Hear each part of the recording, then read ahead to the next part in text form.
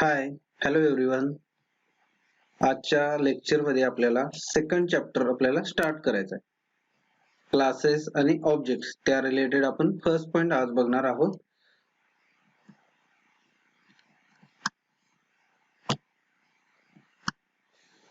Introduction. आता ह्या introduction मध्ये आपल्याला काय बघायचं आहे, क्लास म्हणजे काय. तर आपल्याला डेफिनेशन त्याची बघायची आहे. आपण मागच्या लेक्चर मध्ये बघितलेलं आहे, class is an user defined data type. User defined data type. त्याचप्रमाणे आपण एक्झाम्पल पण बघितलेले आहेत युजर डिफाइन्ड डेटा टाइपचे. इन्युमरेशन आहे, ठीक आहे, किंवा स्ट्रक्चर आहे. हे आहेत युजर डिफाइन्ड डेटा टाइप्स. तर एखादा क्लास जर आपल्याला डिक्लेअर करायचा असेल तर तो declare bye using the class keyword, म्हणजे क्लास कीवर्ड वापरून आपल्याला एखादा क्लास डिक्लेअर करावा लागतो आणि त्या क्लासच्या खालोखाल आपल्याला void main पण लिहावं लागतं. ठीक आहे. मग त्या क्लासमध्ये काय काय असू शकतं, तर त्या क्लासमध्ये डेटा मेंबर्स आणि मेंबर फंक्शन्स. म्हणजे काय, डेटा म्हणजे आपण थोडक्यात त्याला म्हणू शकतो व्हेरिएबल्स जे आपण डिक्लेअर करतो, ज्याप्रमाणे आपण सी मध्ये पण डिक्लेअर केलेले आहे. आणि फंक्शन्स. फंक्शन्स म्हणजे काय, त्या डेटावरती काहीतरी काम करायचं असेल तर आपल्याला फंक्शन क्रिएट करावे लागतात. मग इथं आपण मेंबर व्हेरिएबल आणि मेंबर फंक्शन का म्हणलेलं आहे, कारण समजा एखादं व्हेरिएबल आपण क्लासच्या आत डिक्लेअर केलेलं असेल तर त्या व्हेरिएबलला आपण काय म्हणू शकतो, मेंबर व्हेरिएबल. आणि समजा एखादं फंक्शन त्या क्लासच्या आत आपण डिक्लेअर केलेलं असेल किंवा डिफाईन केलेलं असेल तर त्याला आपण म्हणू शकतो मेंबर फंक्शन. ठीक आहे.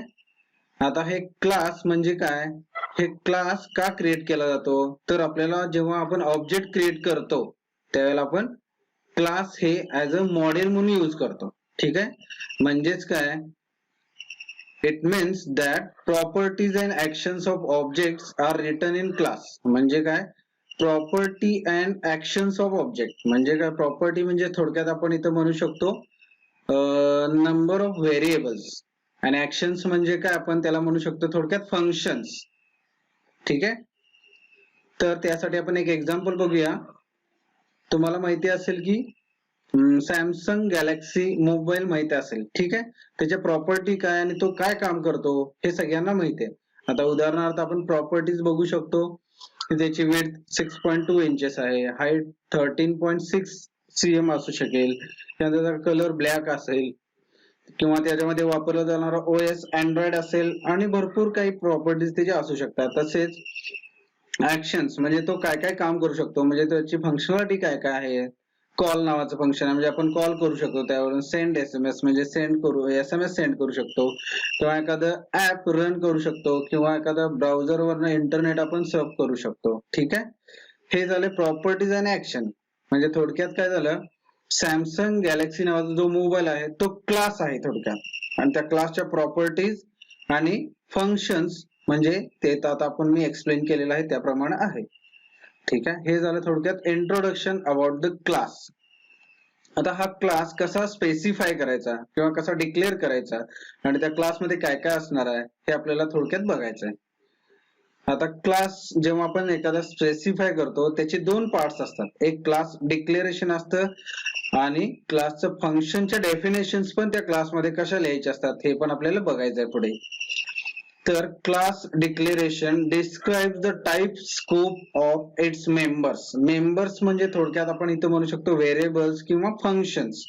आता टाइप स्कोप म्हणजे काय, तर ते आपल्याला पुढच्या पार्ट मध्ये थोडक्यात बघायचं आहे. म्हणजे काय, टाइप स्कोप म्हणजे काय, ऍक्सेस स्पेसिफायर. थोडक्यात म्हणजे काय, एखादा व्हेरिएबलचा स्कोप कुठपर्यंत आहे, त्या क्लास पुरता मर्यादित आहे की दुसऱ्या क्लासमध्ये वापरू शकतो, असा त्याचा अर्थ होऊ शकतो. ठीक आहे. Then the class function definition describes how the class functions are implemented. म्हणजे काय, थोडक्यात फंक्शन कसे इम्प्लिमेंट करायचं ह्याचं डिस्क्रिप्शन पण कशात दिलेलं असतं, तर ते क्लासमध्ये दिलेलं असतं. ठीक आहे. एक जनरल फॉर्मॅट आपण खाली दिलेला आहे, म्हणजे थोडक्यात आपण त्याला म्हणू शकतो सिंटॅक्स. क्लास, क्लास नेम म्हणजे क्लास हा कीवर्ड झाला, त्यानंतर क्लास अंडरस्कोर नेम हे काय झालं, क्लासचं नाव जे तुम्हाला हवा असेल ज्या त्या प्रोग्राम नुसार आपण ते देऊ शकतो. ठीक आहे. त्याच्यामध्ये आपण व्हेरिएबल डिक्लेअर केलेले आहेत, फंक्शन डिक्लेअर केलेले आहेत आणि ते दोन वेळा दाखवलेलं आहे, एकदा प्रायव्हेट म्हणून आणि एकदा पब्लिक म्हणून. ठीक आहे. प्रायव्हेट म्हणजेच काय असतात, फक्त डिक्लेअर केलेले व्हेरिएबल्स किंवा फंक्शन्स त्या क्लास पुरते मर्यादित असू शकतात आणि पब्लिक म्हणजे काय, ते डिक्लेअर केलेले जे व्हेरिएबल्स असू देत किंवा फंक्शन्स असू देत ते दुसऱ्या कोणत्याही क्लास म्हणजे कुठल्याही म्हणजे अदर क्लासेस मध्ये किंवा अदर मेन फंक्शन मध्ये आपण डायरेक्टली ते ऍक्सेस करू शकतो. त्यासाठी आपण एक एक्झाम्पल दिलंय बघा, क्लास बॉक्स. आता क्लास बॉक्स नावाचा एक क्लास क्रिएट केलाय आणि त्याच्यामध्ये आपण लेंथ, ब्रेड आणि हाईट असे 3 टोटल व्हेरिएबल डिक्लेअर केले डबल टाईपचे. ठीक आहे. ते पब्लिकच्या अंडर आपण काय केलेलं आहे, डिक्लेअर केलंय. याचा अर्थ काय, लेंथ, ब्रेड आणि हाईट ह्या ज्या प्रॉपर्टीज आहेत किंवा थोडक्यात आपण व्हेरिएबल म्हणू शकतो, हे तिन्ही व्हेरिएबल्स आपण दुसऱ्या कुठल्याही क्लासमध्ये, फंक्शन्स मध्ये डायरेक्टली वापरू शकतो. ठीक आहे. हे झालं स्पेसिफाईंग क्लास. ठीक आहे. त्यानंतर आपल्याला बघायचं आहे ऍक्सेस स्पेसिफायर. आता ऍक्सेस स्पेसिफायर ही जी कन्सेप्ट आहे ही महत्वाची आहे. आपल्याला इथून पुढे जे प्रोग्रामिंग लँग्वेजेस असणार आहे, थोडक्यात आपण C++ मध्ये पण आपल्याला ते बघायचं आहे, त्यानंतर जावा मध्ये पण आपल्याला ते लागणार आहे, म्हणून ते पूर्णपणे लक्ष देऊन ऐका आणि समजून घ्या.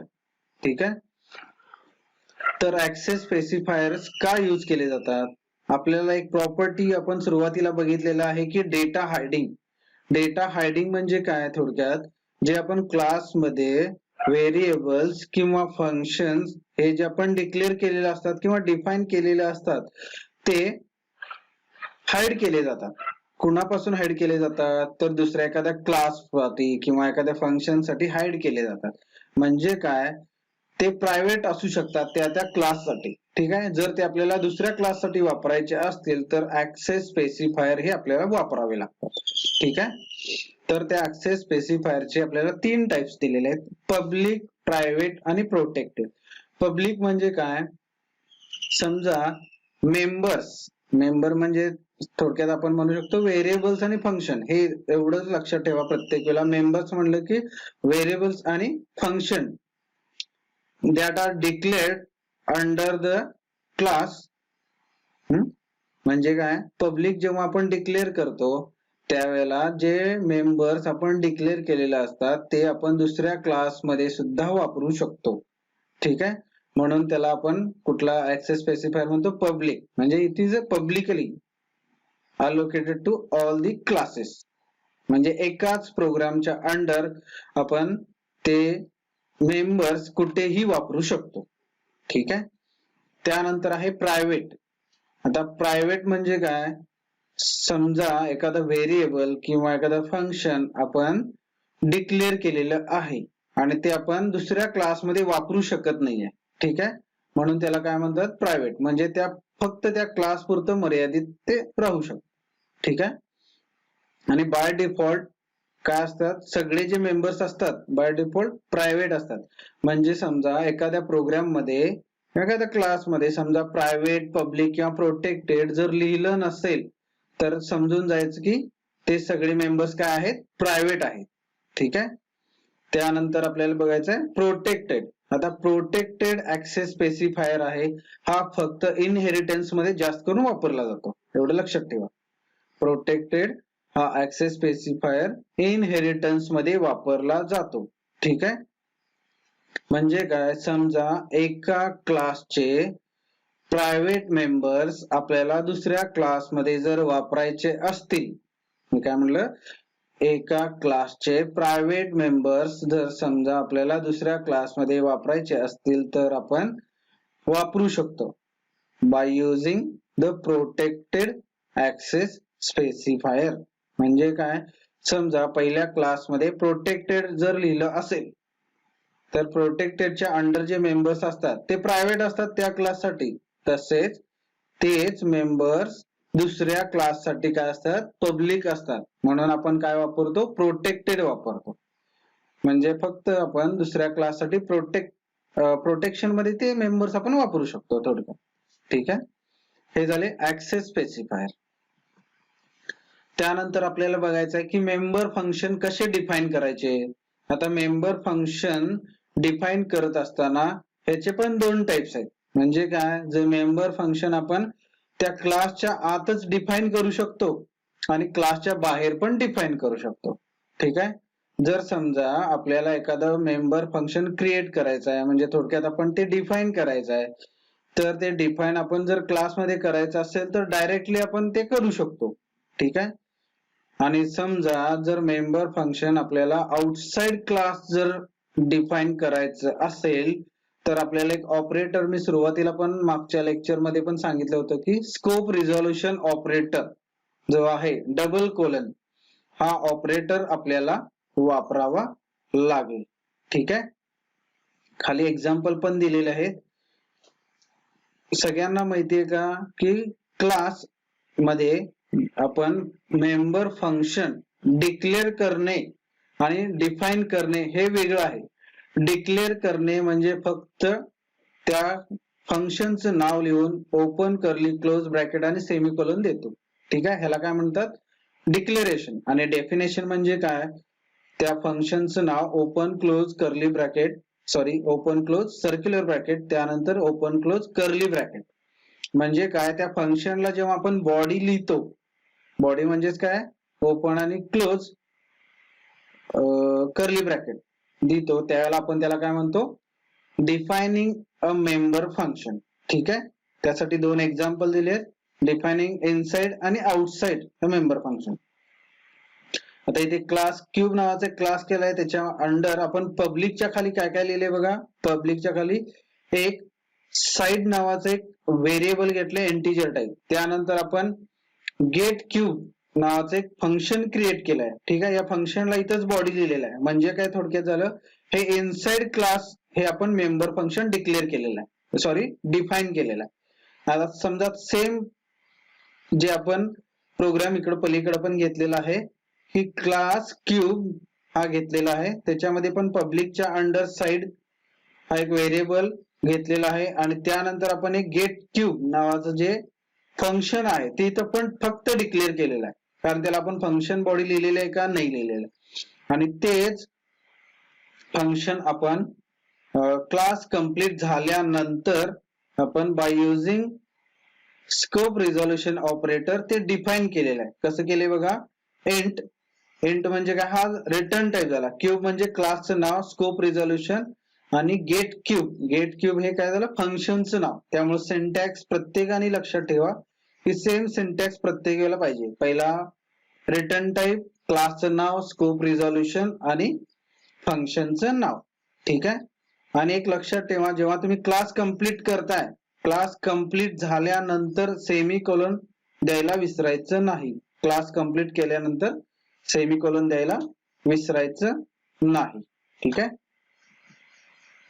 त्यानंतर आपल्याला नेक्स्ट पॉइंट बघायचा की ऑब्जेक्ट कसे क्रिएट केले जातात. आता ऑब्जेक्ट क्रिएट करण्याची गरज का आहे, कारण समजा आपण एखादा क्लास क्रिएट केला. ठीक आहे. क्लासमध्ये व्हेरिएबल्स पण डिक्लेअर केले आहेत, त्यानंतर आपण फंक्शन्स पण डिक्लेअर केलेले आहेत, बरोबर आहे. मग ते फंक्शन्स किंवा व्हेरिएबल्स आपल्याला वापरता यायला पाहिजेत किंवा ते कुठेतरी ऍक्सेस करता यायला पाहिजेत, बरोबर आहे. मग ते ऍक्सेस करता येण्यासाठी आपल्याला काय करावं लागेल, तर आपल्याला ऑब्जेक्ट क्रिएट करावे लागतात. आणि तसेच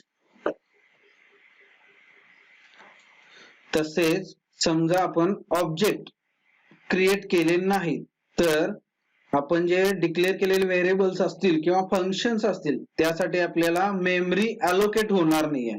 म्हणजे थोडक्यात काय, समजा आपल्याला मेमरी जर अलोकेट करायची असेल तर आपल्याला ऑब्जेक्ट हे क्रिएट करावे लागतात. ठीक आहे. त्याचा सिंटॅक्स बघा, क्लास नेम. आता जे क्लासचं नाव असेल तेच नाव आपण ऑब्जेक्ट क्रिएट करण्यासाठी वापरतो, म्हणजे क्लास नेम स्पेस ऑब्जेक्टचं नाव. ठीक आहे. आता इथं खाली एक्झाम्पल पण दिलेलं आहे बघा. क्लास स्टुडंट म्हणजे आपण इथं स्टुडंट नावाचा एक क्लास क्रिएट केलेला आहे, त्यानंतर पब्लिकच्या अंडर रोल नंबर लिहिलेला आहे, नेम लिहिलेला आहे. ठीक आहे. रोल नंबर आणि नेम हे पब्लिकच्या अंडर लिहिलेलं आहे, याचा अर्थ आपण ते दुसऱ्या कुठल्याही एखाद्या क्लासमध्ये ते डायरेक्टली वापरू शकतो. ठीक आहे. त्यानंतर एक फंक्शन डिक्लेअर केलेला आहे, void show. म्हणजे void show नावाचं एक फंक्शन फक्त डिक्लेअर केलेलं आहे. त्यानंतर काय केलंय बघा, क्लास डिफाईन केला, क्लास कंप्लीट केला आणि सेमिकोलॉन दिलाय. हे ऑलवेज विसरायचं नाही. त्यानंतर क्लास कंप्लीट केल्या नेक्स्ट लाईनलाच आपण काय लिहायचं आहे, तर void main लिहायचं आहे. मग त्या void main मध्ये पहिली लाईन असेल तो ऑब्जेक्ट क्रिएशनची. आता इथं आपल्याला दोन ऑब्जेक्ट क्रिएट केलेले आहेत. कशाचे? स्टुडंट नावाच्या क्लासचे. स्टुडंट ए म्हणजे काय झालं, ऑब्जेक्टचं नाव. कुठल्या टाईपचा ऑब्जेक्ट आहे, तर स्टुडंट टाईपचा ऑब्जेक्ट आहे. त्यानंतर नेक्स्ट लाईनला काय लिहिलंय, स्टुडंट बी, जे बी हा ऑब्जेक्ट झाला. कुठल्या टाईपचा, तर स्टुडंट टाईपचा बी हा ऑब्जेक्ट झाला. ठीक आहे. म्हणजे थोडक्यात काय, ए हा ऑब्जेक्ट आहे. ह्या ऑब्जेक्ट मध्ये काय काय असणार आहे, थोडक्यात रोल नंबर असेल, नेम असेल आणि शो नावाचं जे फंक्शन आहे त्याची प्रत्येकाची कॉपी ए मध्ये असणार आहे. तसेच बी मध्ये पण रोल नंबर, नेम आणि शो ह्याची एक एक कॉपी असणार आहे. ठीक आहे. आता इथं काय केलेलं आहे बघा, ए डॉट शो आणि बी डॉट शो म्हणजे शो नावाचं जे फंक्शन आपण डिक्लेअर केलेलं आहे किंवा पुढे आपण डिफाईन करणार आहे, ते जर आपल्याला कॉल करायचं असेल तर ऑब्जेक्ट त्यानंतर डॉट ऑपरेटर आणि त्या फंक्शनचं नाव असं आपल्याला कॉल करावे लागेल. समजा आपल्याकडे 100 जर फंक्शन्स असतील तर ते 100 फंक्शन एकाच ऑब्जेक्टनी कॉल करावे लागतील. म्हणजे काय, ऑब्जेक्ट डॉट फंक्शनचं नाव. ठीक आहे. आता इथून पुढे आपल्याला एक्झाम्पल मधून बघायचं आहे की ऑब्जेक्ट कसे क्रिएट करायचे आणि आपल्याला फंक्शन्स कसे ऍक्सेस करायचे. ठीक आहे. त्यानंतर आपल्याला नेक्स्ट पॉइंट बघायचा आहे तो, आणि हा लास्ट एक पॉइंट आहे, मेमरी अलोकेशन फॉर ऑब्जेक्ट. आता मेमरी ऑब्जेक्ट साठी कशी अलोकेट होते हे आपल्याला थोडक्यात बघायचं आहे. ठीक आहे.